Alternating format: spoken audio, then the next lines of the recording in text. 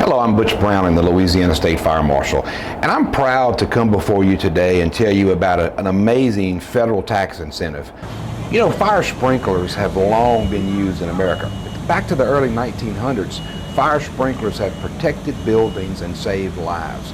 Fire sprinklers still today are a very important part in our layered of fire protection in buildings.